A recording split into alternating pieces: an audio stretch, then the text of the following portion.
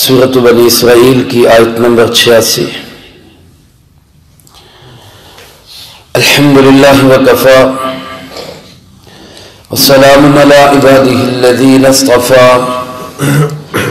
خصوصا علی سید الرسل وخاتم الانبیاء وعلى آلہ واصحابہ الاتقیاء، اما بعد فاعوذ باللہ من الشیطان الرجیم، بسم اللہ الرحمن الرحیم۔ وَلَئِن شِئْنَا لَنَذْهَبَنَّ بِالَّذِي أَوْحَيْنَا إِلَيْكَ ثُمَّ لَا تَجِدُ لَكَ بِهِ عَلَيْنَا وَكِيلًا إِلَّا رَحْمَةً مِّن رَّبِّكَ إِنَّ فَضْلَهُ كَانَ عَلَيْكَ كَبِيرًا۔ قل لئن اجتمعت الإنس والجن على أن يأتوا بمثل هذا القرآن لا يأتون بمثله ولو كان بعضهم لبعض ظهيرا۔ ولقد صرفنا للناس في هذا القرآن من كل مثل فأبى أكثر الناس إلا كفورا۔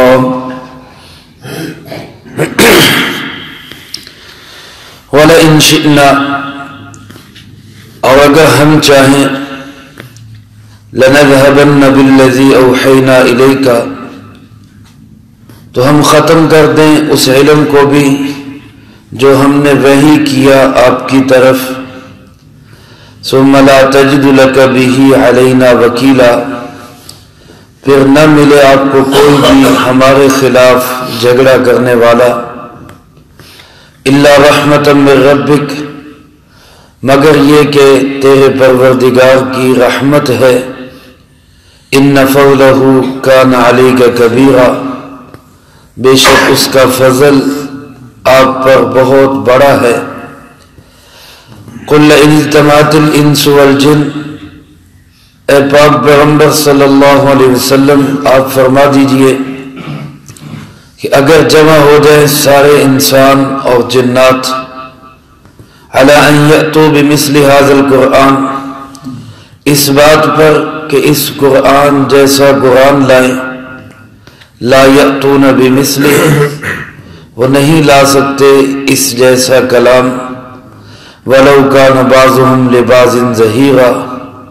اگرچہ وہ ایک دوسرے کے مددگار بھی بن جائے۔ وَلَقَدْ صَرَّفْنَا لِلنَّاسِ فِي هَذَا الْقُرْآنِ مِنْ كُلِّ مَثَلٍ، اور یقیناً ہم نے بار بار بیان کی لوگوں کے لیے اس قرآن میں ہر طرح کی مثال،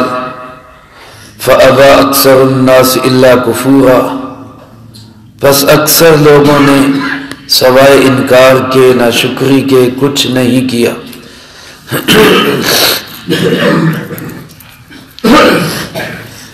اس سے پہلے آیت مبارکہ میں مشرکین مکہ اور مدینہ منورہ کے یہودیوں کے سوالات میں سے 3 سوالات میں سے ایک سوال، روح کیا چیز ہے، اس کے متعلق اللہ رب العزت نے مختصر سا جواب دیا کہ روح آپ کے رب کا حکم ہے، اور اس کے متعلق آپ کو بہت تھوڑا علم دیا گیا۔ مقصد اس جواب کا یہ ہے کہ بہت ساری چیزیں ایسی ہوتی ہیں جن کی تحقیق تفتیش میں لگنا انسان کی ضرورت بھی نہیں ہوتی، اور اس پہ وہ علوم کھلتے بھی نہیں ہیں، تو لہذا جتنا علم اللہ پاک نے دے دیا اسی پہ اکتفا کرو اور اسی کو زندگی میں لانے کی کوشش کرو۔ اس کی نہ تمہیں ضرورت ہے کہ روح کی حقیقت تک پہنچو، اور نہ ہی تمہیں اس کا علم دیا گیا ہے، بلکہ اس سے بڑھ کر اگلی بات یہ ارشاد فرمائی گئی جس میں براہ راست مخاطب تو جناب محمد کریم صلی اللہ علیہ وسلم ہے، لیکن در حقیقت وہ مجھے، آپ کو، مسلمانوں کو اور ساری دنیا کے کافروں کو یہ بات سنائی گئی اور سمجھائی گئی کہ جو علم ہم نے تمہیں دیا ہے، ہم تو چاہیں تو وہ علم بھی تم سے سلب کر لیں، وہ بھی تمہارا اپنا نہیں ہے، وہ بھی ہمارا دیا ہوا علم ہے۔ آج کسی بھی عالم کے پاس جو علم ہے یہ بھی اللہ ہی کا دیا ہوا ہے، کسی شیخ الحدیث کے پاس جو علم ہے وہ بھی اللہ ہی کا دیا ہوا ہے، کسی ڈاکٹر، سائنسدان، انجینئر اور فلاسفر اور لائر کے پاس جو علم ہے یہ بھی سب کس کا دیا ہوا ہے؟ اللہ ہی کا دیا ہوا ہے۔ اللہ فرماتے تم اور چیزوں کی تحقیق اور تفتیش میں لگنے کی بجائے اپنا علم سنبھالو، جو تمہارے پاس دیا ہوا وہ بھی اللہ ہی کا ہے۔ چنانچہ فرمایا وَلَئِن شِئْنَا، اگر ہم چاہیں تو لَنَذْهَبَنَّ بِالَّذِي أَوْحَيْنَا إِلَيْكَ، جو وحی ہم نے آپ کی طرف بھیجی ہے ہم اس کو بھی واپس لے لیں۔ مخاطب تو جناب محمد کریم صلی اللہ علیہ وسلم ہے، لیکن آگے خود ہی ارشاد فرما دیا إِلَّا رَحْمَةً مِّن رَبِّكَ، آپ پہ رب کی بہت بڑی رحمت ہے۔ إِنَّ فَضْلَهُ كَانَ عَلَيْكَ كَبِيرًا، آپ پر اللہ کا فضل بہت بڑا ہے۔ ایسا ہو نہیں سکتا کہ آپ سے لیا ہوا علم، آپ کو دیا ہوا علم اللہ آپ سے واپس لے لے، ایسا ہو نہیں سکتا۔ لیکن اگر اللہ ایسا کر لے تو ثم لا تجد لك به علينا وکیلا، ہمارے خلاف اللہ فرماتے کوئی وکیل، کوئی جھگڑا کرنے والا نہیں ملے گا، کوئی ہم سے نہیں پوچھ سکے گا کہ آپ نے علم واپس کیوں لے لیا۔ روایات میں آتا ہے جناب محمد کریم صلی اللہ علیہ وسلم نے ارشاد فرمایا، امام بغوی رحمۃ اللہ علیہ نے اپنی تفسیر میں اس کو نقل کیا، حضرت عبداللہ ابن مسعود رضی اللہ تعالیٰ عنہ اس کے راوی ہیں، آپ علیہ الصلوۃ والسلام نے ارشاد فرمایا لوگوں قرآن کو سیکھو اور اس کے مطابق عمل کرو، قرآن کو سیکھو اور اس کے مطابق عمل کرو، پہلے اس سے کہ علم اٹھا لیا جائے، اس سے پہلے کہ علم اٹھا لیا جائے قرآن کو سیکھ لو۔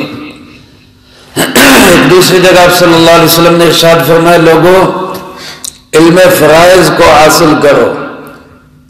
علم فرائض کہتے ہیں وراثت کے علم کو، حصوں کی تقسیم، میراث،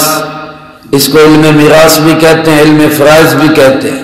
فرمایا تعلموا الفرائض وعلموها الناس، علم فرائض کو سیکھو اور اس کو لوگوں کو سکھاؤ۔ انی امرأ مقبوض، اس لیے کہ میں بھی ایسا آدمی ہوں جس کی جان قبض کر لی جائے گی، میں بھی دنیا سے چلا جاؤں گا۔ پھر فرمایا لوگوں میں جھگڑا ہوگا وراثت کے متعلق، اور دو آدمی بھی ایسے نہیں ملیں گے جو ان کی وراثت کا مسئلہ حل کر سکیں شریعت کے مطابق، لہذا اس کو سیکھو پہلے اس سے کہ یہ علم اٹھا لیا جائے۔ حضرت قاضی ثناء اللہ پانی پتی رحمۃ اللہ علیہ تفسیر مظہری میں فرماتے ہیں کہ علم اٹھائے جانے کے 3 درجے ہیں، مختلف روایات کو سامنے رکھ کے 3 درجے بیان فرمائے گئے علم کو اٹھائے جانے کے۔ پہلا درجہ علم اٹھائے جانے کا یہ کہ عمل اٹھا لیا جائے گا، علم ہوگا عمل اٹھا لیا جائے گا۔ آج میرے بھائیوں کتابیں بھری پڑی ہیں علوم کے ساتھ، اور کتابیں بھری پڑی ہیں سارے معارف کے ساتھ، گھروں کے گھر جو ہے وہ صندوق الماریاں بھری ہوئی، فرش سے لے کر چھت تک کتابوں کی لائن لگی ہوئی ہے، لیکن عمل کرنے والا وہ کوئی نہیں نظر آ۔ ہر سال سیرت النبی صلی اللہ علیہ وسلم پر بہترین کتاب لکھنے والے کو ایوارڈ دیا جاتا ہے، لیکن سیرت پہ عمل کرنے والے کروڑوں کی آبادی میں کتنے ہیں؟ وہ بمشکل 10-20 افراد بھی نہیں ملیں گے۔ عمل اٹھا لیا جائے گا، پہلا علم کا جو ہے وہ اٹھایا جانا، اس کی صورت یہ ہوگی کہ عمل اٹھا لیا جائے گا۔ دوسری صورت فرمایا کہ اچھے نیک علماء کو اٹھا لیا جائے گا۔ حدیث پاک میں آتا ہے آپ صلی اللہ علیہ وسلم نے ارشاد فرمایا کہ علم اٹھا لیا جائے گا، لیکن علم اس طرح نہیں اٹھایا جائے گا کہ قرآن کریم کو اٹھا لیا جائے گا، بلکہ علم اس طرح اٹھایا جائے گا کہ علماء کو اٹھا لیا جائے گا۔ جب علماء کو اٹھا لیا جائے گا تو لوگ اتخذوا الناس رؤوسا جہالا، لوگ جاہلوں کو اپنا سربراہ، پیشوا اور مرشد اور اپنا پیر بنا لیں گے اور ان کو اپنا علماء اور سرتاج بنا لیں گے۔ فَأَفْتَوْا بِغَيْرِ عِلْمٍ، پھر ان سے مسئلے پوچھیں گے تو وہ بغیر علم کے فتوے دیں گے۔ فَضَلُّوا وَضَلُّوا، وہ خود بھی گمراہ ہوں گے اور دوسروں کو بھی گمراہ کریں گے۔ یہ بھی علم کے اٹھائے جانے کی ایک صورت ہے۔ آپ صلی اللہ علیہ وسلم نے علم کا اٹھایا جانا بیان کیا۔ آپ کے صحابہ میں ایک صحابی زیاد ابن لبید رضی اللہ تعالیٰ عنہ، وہ تشریف فرما تھے، انہوں نے کہا اللہ کے محبوب، علم کس طرح اٹھایا جائے گا؟ علم کس طرح اٹھا لیا جائے گا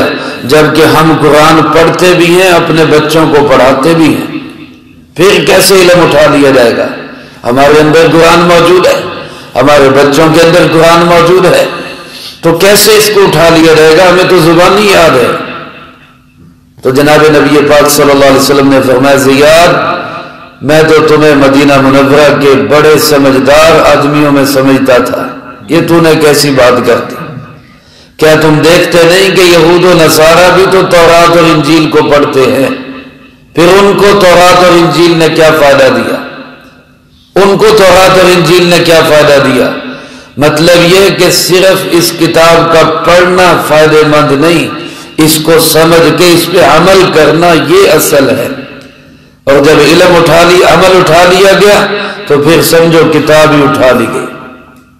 حضرات صاحب کرام رضی اللہ تعالیٰ مجمعین میں کتابیں نہیں تھی، بہت زیادہ کتابیں نہیں تھی، بلکہ اگر آپ دیکھیں تو شاید آپ کو صحابہ کرام رضی اللہ تعالیٰ مجمعین میں سے چند ایک ملیں جن کی کوئی کتابیں موجود ہیں، لیکن ہر صحابی رسول 100% قرآن اور سنت کا چلتا پھرتا نمونہ تھا، چلتا پھرتا نمونہ تھا۔ تو میرے محترم دوستو، دوسری صورت علم کی یہ ہے اٹھائے جانے کی کہ علماء اٹھا لیے جائیں گے، لوگ جاہلوں کو اپنا سربراہ سردار بنائیں گے اور پھر ان سے مسئلے پوچھیں گے۔ آج یہ سب کچھ ہو رہا ہے بغیر علم کے، بغیر سیکھے، لوگ اپنی مرضی سے کہہ رہے ہیں حج کس پہ فرض ہے، کس پہ فرض نہیں ہے، اپنی مرضی سے لگے ہوئے ہیں، ضرورت ہی محسوس نہیں کرتے کہ ہم کسی دینی درسگاہ سے، کسی عالم دین سے، کسی جاننے والے سے پوچھ لیں جا کر۔ علاج کے متعلق تبصرہ کرنا ہو تو صرف ڈاکٹر کرے گا، اس کا مانا جائے گا۔ قانون کے متعلق تبصرہ کرنا ہو لائر کرے گا، اسی کا تبصرہ مانا جائے گا۔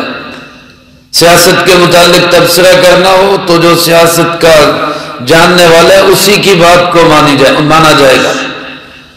ہر شعبے کا ماہر اس شعبے کے متعلق گفتگو کر سکے گا،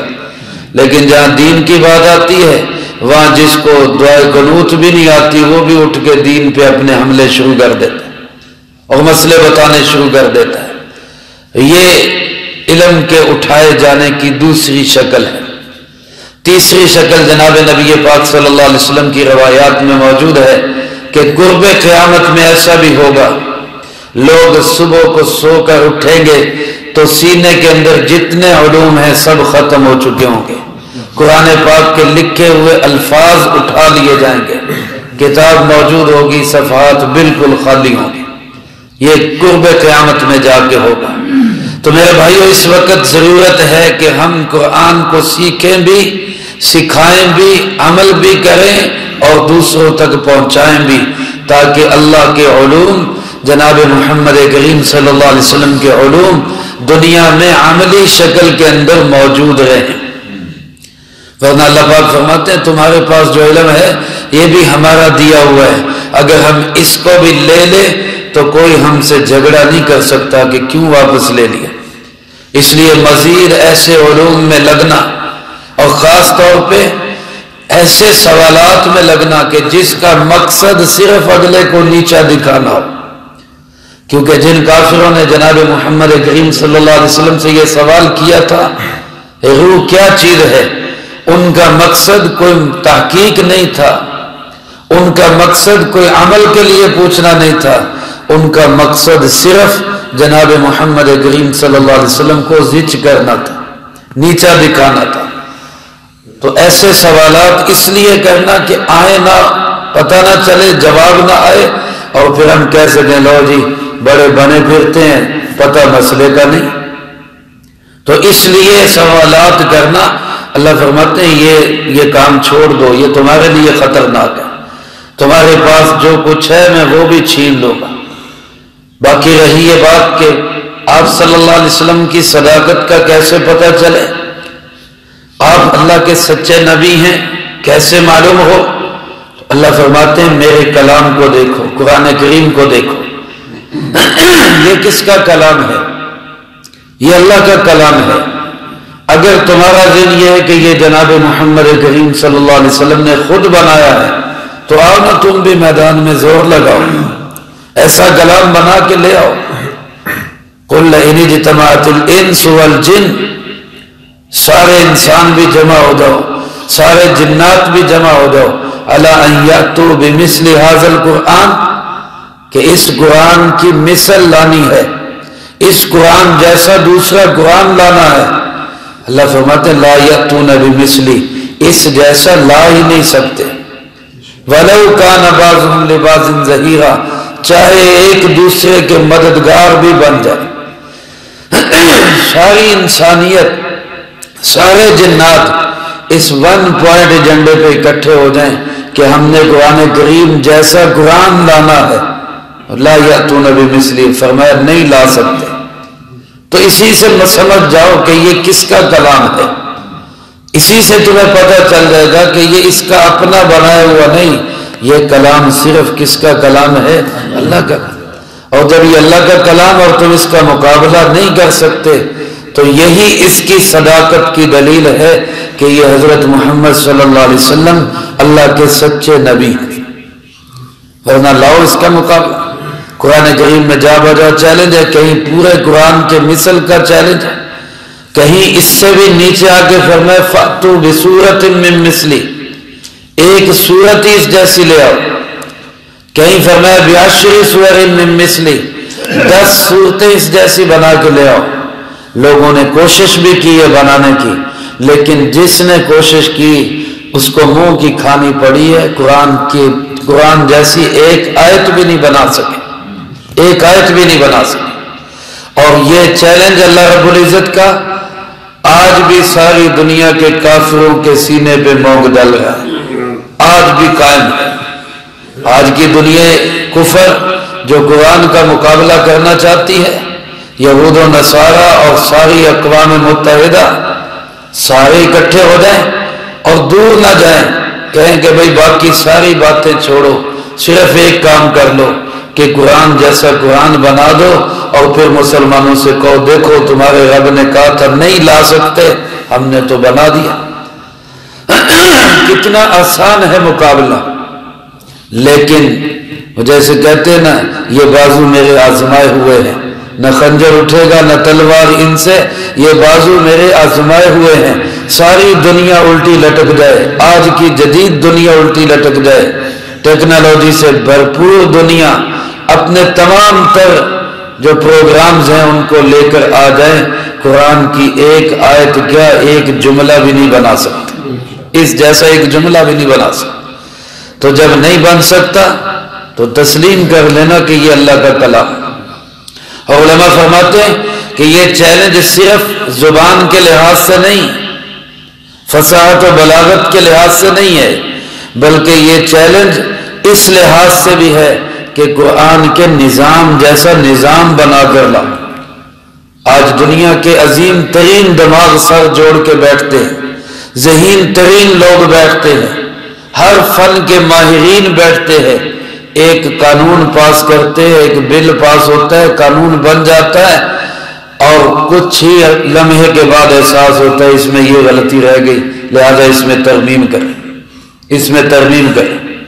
اب 18ویں ترمیم، اب 19ویں ترمیم، اب 20ویں ترمیم، اب 21ویں ترمیم، یہ ہائی دماغ جو ہیں وہ بیٹھے اور ان کے بنائے ہوئے قوانین میں ترمیمیں کرنی پڑ رہی ہیں۔ لیکن یہ قرآن ہے، 14 صدیاں بیت گئی، 14 اور بھی بیت گئے، تا قیامت اس کی کسی ایک آیت میں بھی ترمیم کی ضرورت نہیں ہے۔ ایسا مضبوط قرآن کریم ہے کہ جو پوری دنیا کے تمام شعبوں کے لیے، تمام علوم کے لیے صرف دینی نہیں دنیاوی علوم کے لیے بھی رہنما کتاب صرف اور صرف قرآن کریم ہے۔ اور یہ چیلنج قرآن کریم کا اس لحاظ سے بھی ہے کہ اس جیسا نظام صحت، اس جیسا نظام تعلیم، اس جیسا نظام حکومت، اس جیسا نظام تجارت، اس جیسا نظام عدالت، دنیا جہان کا کوئی شعبہ ہو، اس شعبے کے احکامات جیسے قرآن کریم نے دیے ہیں ایسے تم بنا کے لے آؤ جس میں کسی ترمیم کی ضرورت نہ ہو، تو تمہاری بات مان لیں گے۔ لیکن لا یأتون بمثلی، اللہ کا یہ چیلنج پھر آواز دے رہا ہے، نہیں ہو سکتا تم سے، نہیں ہو سکتا تم سے۔ تو جب یہ نہیں اس کا مقابلہ کر سکتے، سارے ایک دوسرے کے مددگار بھی بن جاؤ، نہیں کر سکتے، تو پھر مان لو نا کہ یہ کتاب کسی انسان کی کتاب نہیں، یہ کلام کسی انسان کا کلام نہیں، یہ کلام صرف اور صرف اللہ کا کلام ہے، اور اللہ نے اپنے سچے حبیب جناب محمد کریم صلی اللہ علیہ وسلم پہ نازل کیا، اور آخری کلام ہے، اور اس کلام کی حفاظت کی ذمہ داری اللہ پاک نے خود لی ہے۔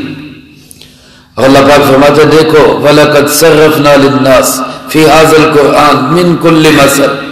ہم کیسے بار بار اس قرآن میں لوگوں کے لیے ہر طرح کی مثال بیان کرتے ہیں۔ کتنی اللہ کی رحمت ہے، اگر اس اللہ نے جبراً اپنی بات منوانی ہوتی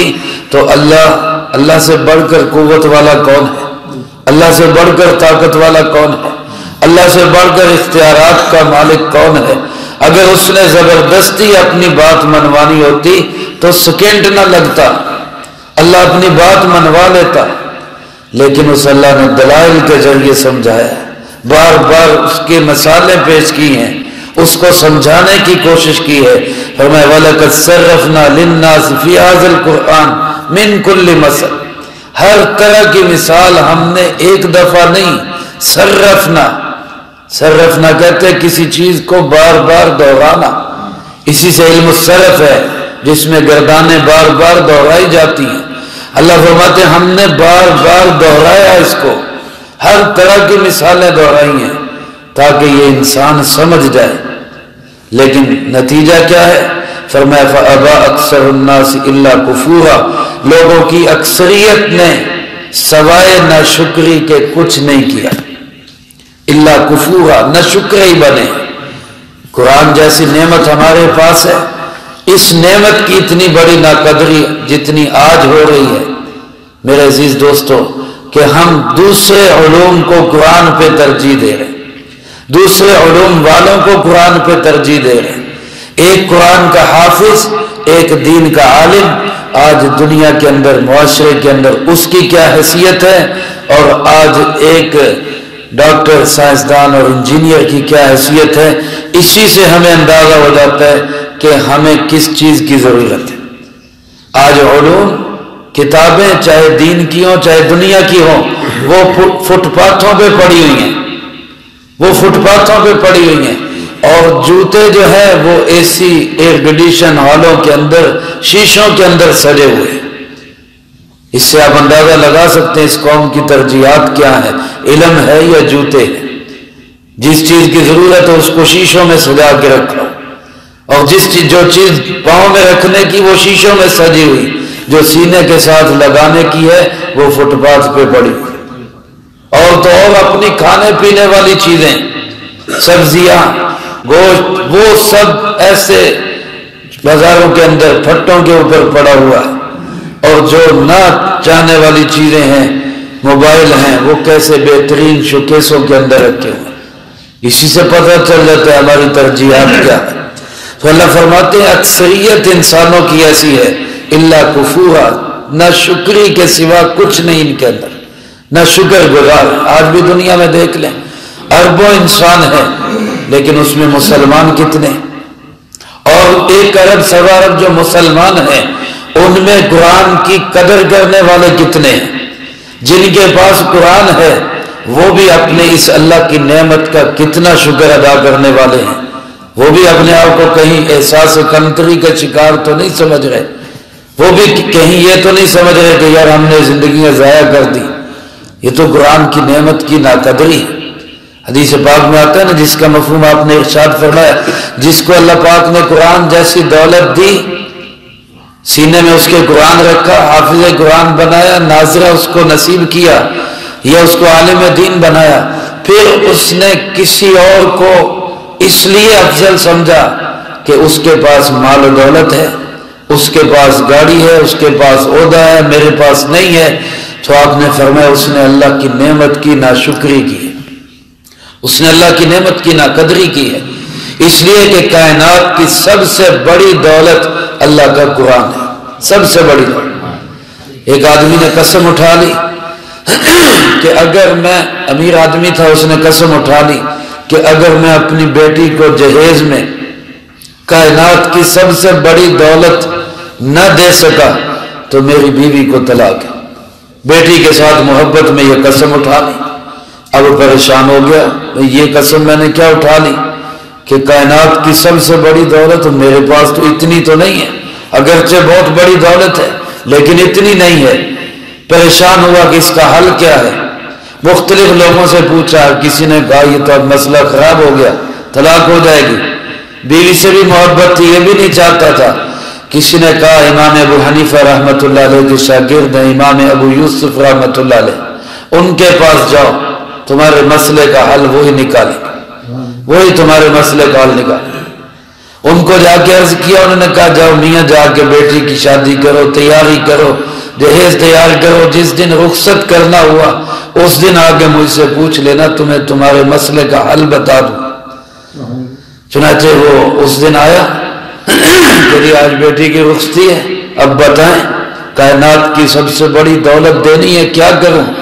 تو امام ابو یوسف رحمۃ اللہ علیہ نے فرمایا جاؤ بھائی، جا کے وہاں سے قرآن کریم لو اور بیٹی کو جہیز کے اندر دے دو، اس سے بڑی کائنات کی کوئی دولت نہیں۔